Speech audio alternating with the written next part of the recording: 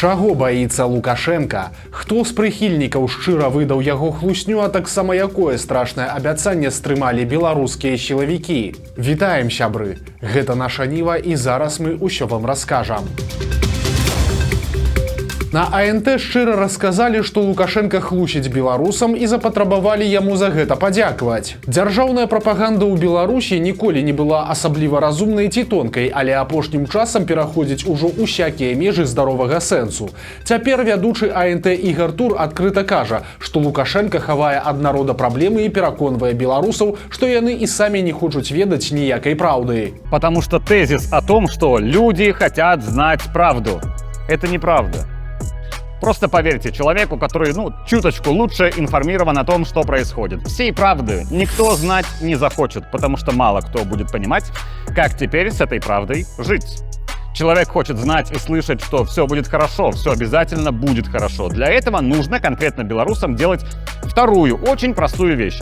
Доверять власти и верить президенту и в президента. І гэта на самай справе просто выдатны прыклад стаўлення і ўлады, і праўладных персанажаў да людзей. Народ для іх гэта насельніцтва і кармавая база, нешта тыпу кароў на фермах, якіх не трэба палохаць, а то перастануць даіцца. І прапагандыст нават не бачыць у сваіх словах непавагі да беларусаў, а наадварот. Просто послухайте наступный фееричный урывок. Все ли мы понимаем, что порой бывает, где-то в какой-то сфере есть проблема, большая или меньшая, и семья, то есть белорусы, ждут от батьки ответа на вопрос, все ли в порядке? И он белорусам, улыбаясь и излучая железобетонную уверенность, говорит, конечно, все в порядке. Но в этот момент иногда в порядке далеко не все. Но он публично скажет, что все хорошо, а потом стиснет зубы и незаметно для всех что-то придумает и что-то сделает, чтобы хорошо действительно стало. Я это все веду к тому, что поддерживать и ценить своего президента мы можем и должны не только за то, что видим и понимаем, но и, а то и в первую очередь, за то, что по многим вопросам даже не были в курсе, что какие-то проблемы вообще были. Кто-то наверняка захочет доказательств, но их не будет. Вчера была Пасха, так что могу предложить в это лишь верить. Па-першае, Тур прызнае, што ў Беларусі хапае праблем, якія проста хаваюць ад людзей. Па-другое, ён шчыра кажа беларусам, што Лукашенка хлусіць ім проста ў вочы. Ну і па-трэцяе, за гэтую хлусню, аказваецца, беларусы яшчэ і павінны быць Лукашэнку ўдзячныя. Сілавікі стрымалі сваё страшнае абяцанне і пачалі затрымліваць беларусаў за каментарыі пра пакістанцаў, якіх абяцаў прывезці Лукашенка. Блізкі да сілавікоў канал нават апублікаваў прымусовае пакаяльнае відэа затрыманых за каментарыі і ролікі ў тыктоку маладых людзей. 18-гадовага хлопца і 20-гадовую дзяўчыну прымусілі прасіць прабачэння за распаўсюджванне фэйкаў і, цытата, за гнеўныя каментарыі на адрас жыхароў цудоўнай краіны Пакістан. У якім статусе знаходзяцца гэтыя маладыя людзі, невядома, але сілавікі пагражаюць за каментарыі пра пакістанцаў крымінальнымі артыкуламі. Яны называюць гэта разварушваннем міжнацыянальнай варожасці і дэстабілізацыяй сітуацыі ў Беларусі. Адзначым, што апошнім часам сілавікі перасталі публікаваць так званыя пакаяльныя відэа з атрыманымі беларусамі. Спачатку яны выкарыстоўвалі такія ролікі для запалохвання, але ж праз тыя відэа можна было зразумець колькасць новых затрыманых і высвятляць іх асобы. То бок усе бачылі, што людзей схапілі за палітыку і адпаведна затрыманых прызнавалі палітвязнямі. Па выніку гэта зразумелі і сілавікі, і практыку выбачацца на камеру спынілі, але ж патэнцыйны прыезд гасцей з Пакістана выклікаў нечакана бурную рэакцыю сярод беларусаў, і цяпер уся сітуацыя настолькі востра стаіць у горле ўладаў, што, як бачым, сілавікам далі загад нават вярнуцца да прымусовых пакаяльных відэа, абы толькі спыніць паток негатыўных каментаў. Трагедыя адбылася ў Асіповічах. Там загінула дзяўчынка, якой было ўсяго 1,5 месяцы. Да бяды прывяла п'янка. Калі падатыя бацькі спрабавалі супакоіць малую, то падобна, што выпусцілі яе з рук. Вось цытата з паведамлення следчых. Калі нецвярозыя бацькі займаліся дзіцем, адбылася трагедыя. Дзяўчынка ўпала і атрымала смяротныя траўмы. Лекараў бацькі выклікалі не адразу, а потым і зусім прыдумалі версію, што смерць дзяўчынкі наступіла без іх удзелу. Канец цытаты. Паводле экспертызы, гібель малой наступіла ў выніку чэрапна-мазгавой траўмы. Цяпер на абодвух бацькоў завялі крыміналку за прычыненне смерці па неасцярожнасці. Ім пагражае да 3 гадоў пазбаўлення волі. Страхі Лукашэнкі раздражняюць яго прыхільнікаў. Традыцыйна дзень перамогі ў Беларусі святкуецца вельмі маштабна, а сам Лукашенко намагаецца 9 мая пабываць адразу на двух парадах. Спачатку ў Маскве, а пасля і ў Мінску. Сёлета ж у 80-ю гадавіну перамогі ўлады пачалі падрыхтоўку амаль за месяц. Але ж апошнія гады ўсё гэта мае адзін важны нюанс. Выкарыстоўванне георгіўскай стужкі вельмі і вельмі не рэкамендуецца. Гэта як бы і не забаронена, але ж улады настойваюць, каб беларусы насілі іншы сімвал – чырвона-зялёную бутаньерку з кветкамі яблыні.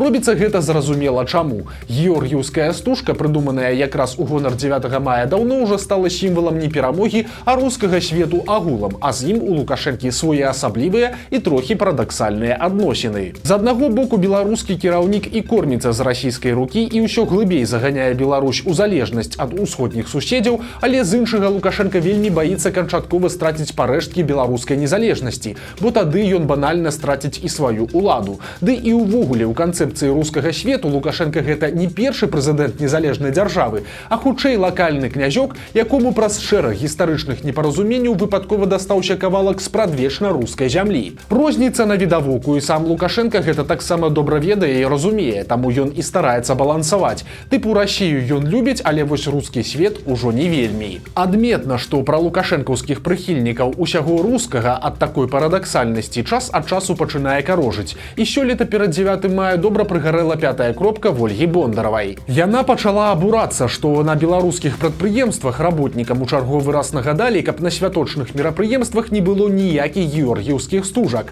Падобна, што адсядзеўшы 13 сутак ніякіх высноваў Бондарова не зрабіла, бо цяпер яна наязджае на дзяржаўных ідэолагаў, а таксама называе лукашэнкаўскі сімвал, цытата, першамайскай бутаньеркай, якую ў нашай краіне прынята выкарыстоўваць ужо з нагоды і без на любое дзяржаўнае свята. Усплыла цікавая гісторыя, як улады патрабуюць ад бізнеса сачыць за беларусамі. Журналісты партала Гродна Лайф звярнулі ўвагу на, здавалася б, шараговую гісторыю. Мясцовы бар аштрафавалі за парушэнне начнога рэжыма працы, але ўвагу на сябе звярнуў адзін момант. Калі ўладальніца бара звярталася да ўладаў па дазвол на працу ў начны час, то гродзенскі гарвыканкам ёй адмовіў. Сярод прычын адмовы была адсутнасць падключэння да рэспубліканскай сістэмы маніторынгу грамадскай бяспекі. І гэта цікава, бо першае такое патрабаванне ўжо не дзейнічае. Яно з 22 года выдаленае з пастановы Савета міністраў. То бок чыноўнікі ці самі не ведаюць свае законы, ці свядома патрабуюць тое, што нідзе не прапісана. Па-другое, трэба разумець, што падлучэнне да сістэмы маніторынгу гэта не проста установка відэакамер, а так званае разумнае назіранне. То бок гэта сетка камер, падлучаных да цэнтральнай платформы, якая працуе з тэхналогіямі штучнага інтэлекту. Гэтая сістэма можа распазнаваць асобы і твары, адсочваць перамяшчэнне людзей і нават чытаць нумарныя знакі. Беларускія ўлады называюць сістэму гарантам бяспекі, аднак грамадскія арганізацыі адзначаюць, што яна таксама выкарыстоўваецца для кантролю і палітычнага пераследу.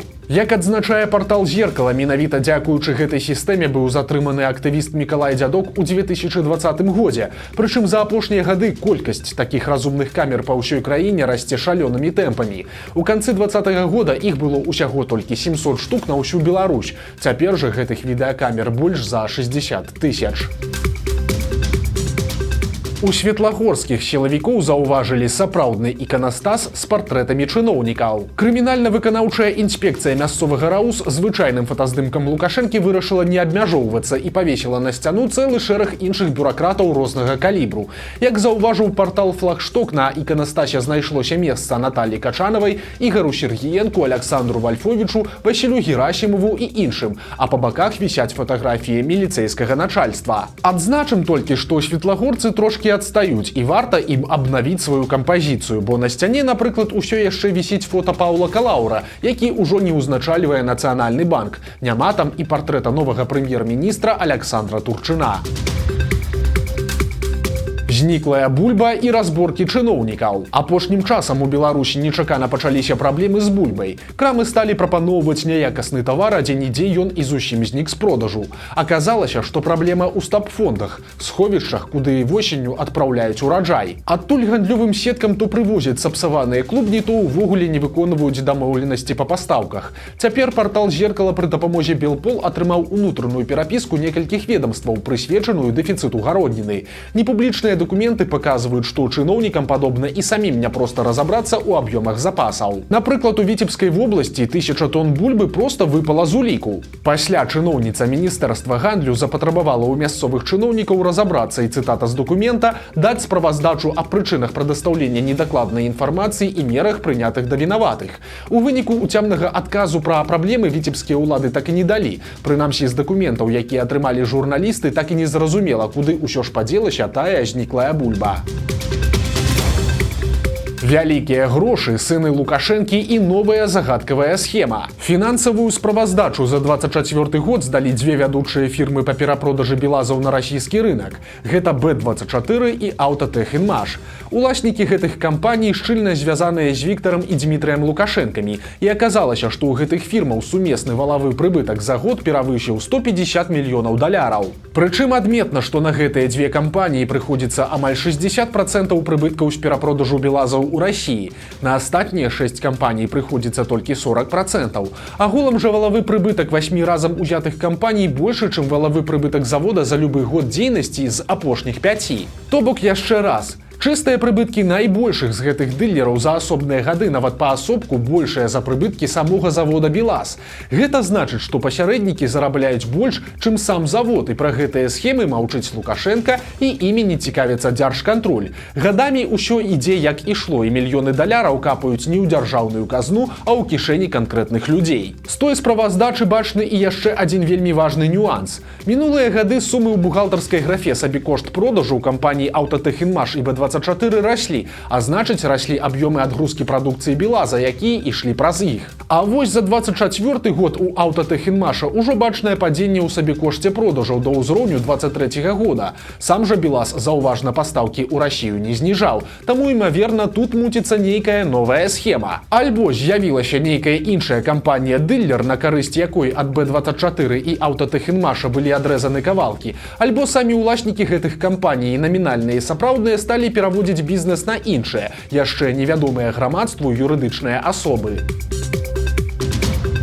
Сябры, калі вы знаходзіцеся не ў Беларусі, то калі ласка, падтрымайце нашу ніву. Зрабіць гэта вельмі проста. Для гэтага пераходзьце па QR-коду, які вы бачыце на экране, альбо па спасылках пад гэтым відэа.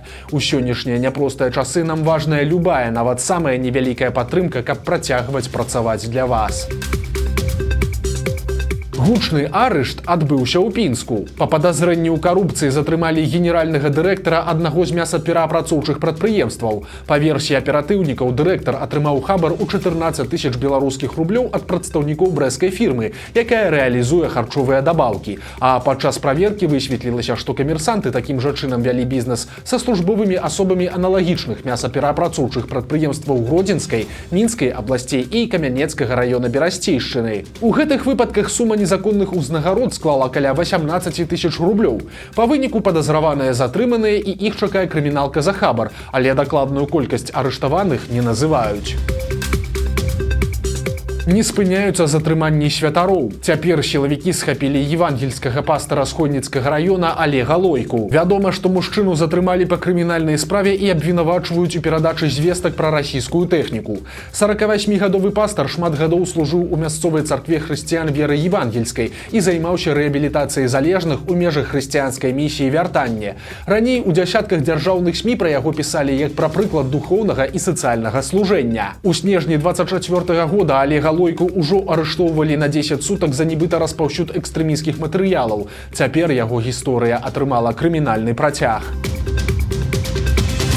Роман беларускі з амерыканцам ледзь не скончыўся бядой. Сітуацыя класічная. Жыхарка Віцебскага раёна пазнаёмілася ў інтэрнэце з мужчынам. Той прадставіўся амерыканскім вайскоўцам і хутка закружыў галаву жанчыне прыгожымі словамі і абяцаннямі. Прычым беларуску нават не збянтэжыла, што перапіску амерыканец чамусьці вёў на рускай мове. Праз некаторы час кавалер паведаміў, што хутка ён пераедзе да сваёй каханай у Віцебскі раён на пастаяннае месца жыхарства. Ён паведаміў, што ўжо даслаў пасылкай у Беларусь свае дакументы свае грошы і папрасіў жанчыну забраць іх з пошты. Але ж тут раптам пачаліся праблемы з дастаўкай, і беларуска была вымушаная за тую пасылку заплаціць. Спачатку яна аддала $500, а пасля пошта пачала патрабаваць яшчэ 2000. Як вы здагадаліся, і той фальшывы амерыканец, і нібыта работнікі пошты былі махлярамі. Ад вялікіх праблем беларуску выратавала беднасць, бо у яе проста не знайшлося $2000, якія патрабавалі ашуканцы. У выніку жанчына згубіла $500 і засталася з разбітым сэрцам, а махляру цяпер шукае беларуская міліцыя. Вось такія навіны серады. Подписывайтеся на канал, ставьте лайки альбо дызлайки і выказвайце заўвагі ў каментарах. І, канешне, чытайце нашу Ніву, глядзіце нашу Ніву і любіце Беларусь. До сустрэчы заўтра.